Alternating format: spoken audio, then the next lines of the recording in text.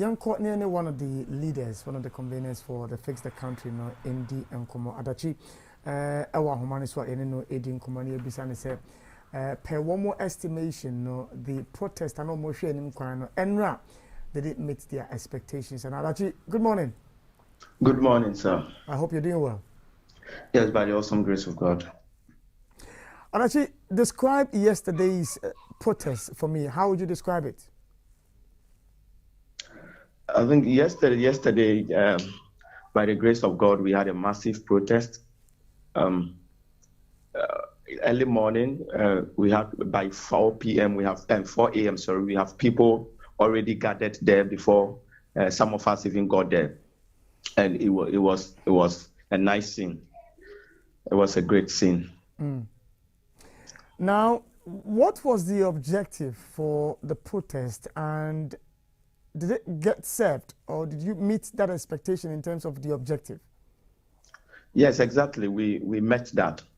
Now, what we tend to do with this protest is to project some of the things that we have democratically come into consensus with. And it's some of issues that have to do with the Constitution, talking about a roadmap. And then we are more interested in making the people who we represent understand that this is the source of most of the socio-economic problems, the source of the growing executive power that we are experiencing or we've experienced over the 30 years.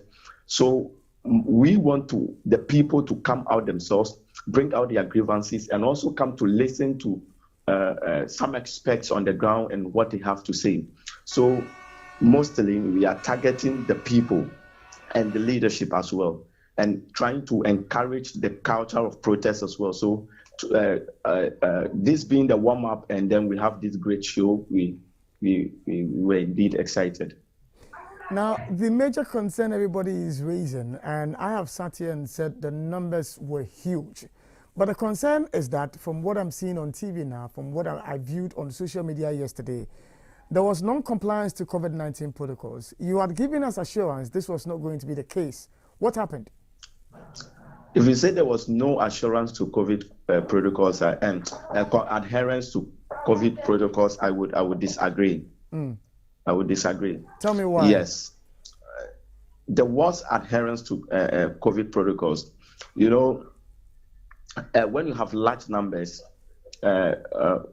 you probably see some people who may not have been adhering to the protocols, and we have marshals who were calling for people to put on their masks, and then some of us who were leading made that announcement as well, that when you get crowded, make sure you put on the mask. We've seen some number of people.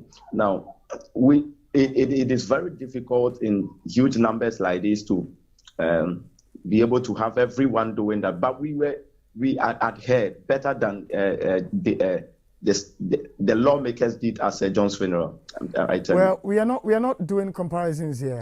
I am speaking Yes. I'm speaking to what I saw. I'm speaking to what I see, even on my screens this morning. Social distancing was not observed. I didn't see anybody standing there either distributing or giving people hand sanitizers to use in the course of the match. Equally, have I seen a lot of people on my screen just now, not worrying, they are no masks. So what's your point?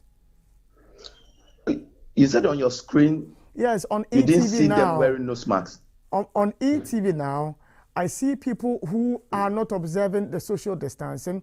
I see people who are not giving people either any buckets or something to wash their hands, or even hand sanitizers to clean their hands. I see some who are not wearing their nose mask. So if you say that there was compliance, where is that compliance? You said there was no compliance, and I said I beg to disagree with the fact that there was no compliance. Mm. There was compliance. That is why I'm trying to explain that when you have large numbers or huge numbers like this, you'll probably see some people flout the protocols or whatever it is. But we've constantly ranked this through their mind that in as much as we are protesting, we need you in the new Ghana. So the fact that you will see some portion of people, probably it might be at a time when people want to speak. Adachi, you know that the 3 protocols, put on your nose mask, wash your hands or use the hand sanitizer, and observe social distance, it is not an or, it is an and. And so the flouting of one necessarily negates all. You know that, right? I understand what you're saying very well. And I'm saying that you know that that is the case, right? Sure. And so the fact that two of the protocols were flouted negates the fact that you saw some people putting on their nose mask. And so the people were sanitizing. People sanitized. Really?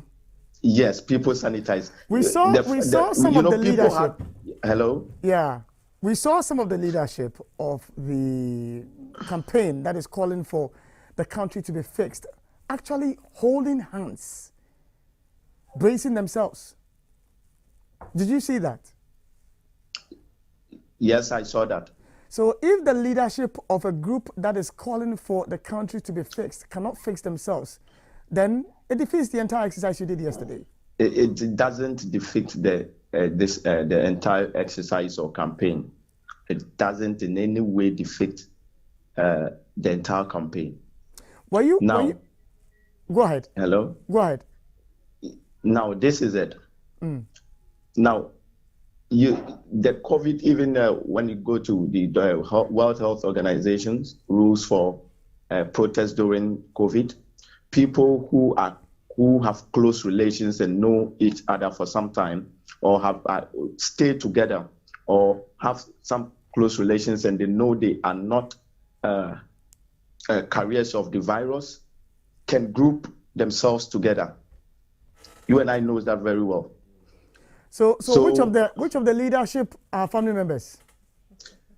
They don't necessarily need to be family members, but these are people who have worked together for some time, and they know their state. You mean to tell me before you embarked on the demonstration, you, the leadership, you had seen your COVID-19 results that suggested that all of you were negative?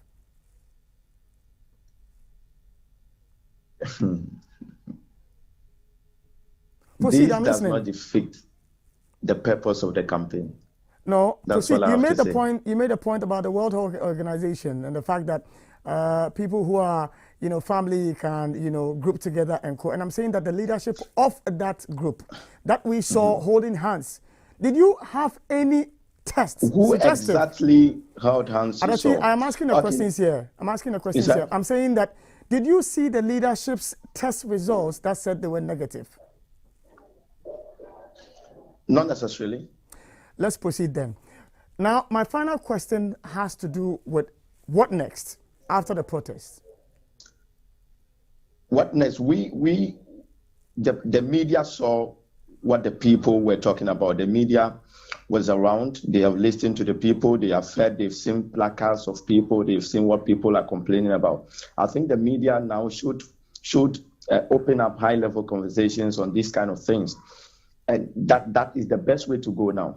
Now, for us, when you ask what next, we said that demonstrating is not the main aim of the movement. We want a fixed country, and demonstrating is giving the voice to the people, or leveraging on these voices to be able to come into consensus with most of the things that the people need. So this gives us the opportunity to be able to come into consensus that, okay, this is what the people need, and this is what they want. This is what the people are asking for. This is what is wrong with the system. We are now gathering harmonizing those concerns. So I think it is necessary that after the demonstration, we sit back and then work on stuff. But this is just one of the series of demonstrations we intend to embark on when the time is at. Adachi, I'm grateful you made time to speak to me this morning on the Happy Morning Show. Okay, thank you.